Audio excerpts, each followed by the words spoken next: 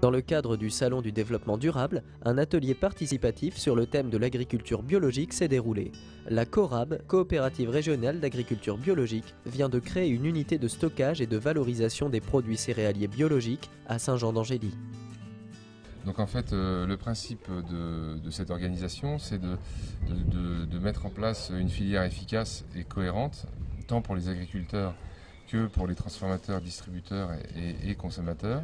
Donc de pouvoir à la fois réunir sur un même endroit donc des outils dimensionnés de collecte des grains des agriculteurs de la région, de pouvoir les travailler et de pouvoir les transformer à côté avec des partenaires d'Ora régional et d'Ora national. Alors la première pierre est donc un silo de 5500 tonnes qui est extensible à 10 000 tonnes pour être en mesure d'optimiser aussi les coûts logistiques, d'améliorer le bilan carbone et donc de créer une dynamique de pôles agricoles et alimentaires biologiques qui fonctionnent en synergie en renforçant chacun des acteurs sur leur propre métier.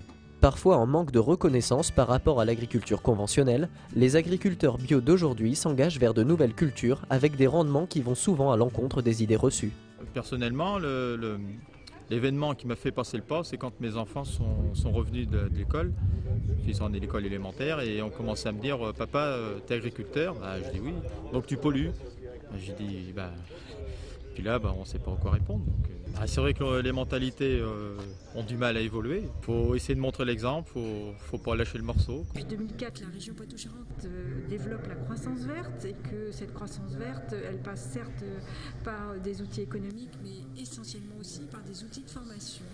Et nous avons effectivement la joie de voir la première formation circuit court qui va être mise en place à la maison familiale rurale de Mata sous la forme d'un bac pro par apprentissage qui a l'air de très très bien démarrer, qui va être opérationnel dès le mois de novembre et qui va permettre donc aux futurs agriculteurs d'apprendre aussi les techniques de diversification, valorisation agroalimentaire, méthode HACCP, gestion, commercialisation qui leur permettra à la fois de produire et de transformer. Et nous avons, nous, sur le territoire des Vals-de-Saintonge, énormément d'acteurs qui se lancent dans la diversification agroalimentaire.